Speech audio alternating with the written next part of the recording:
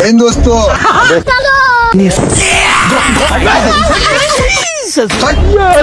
आजा कैसा चरखे की कूक थी मन में जो हुक थी गुर्बत तेरी चाहत तेरी क्यों बेसुरूक थी सांचे की हीर तू दिल की तस्वीर तू मैं बाबा टिल्लू बिल्कुल रिक्स नहीं लेने का। अरे खतरनाक लोग हैं। कुछ मेरा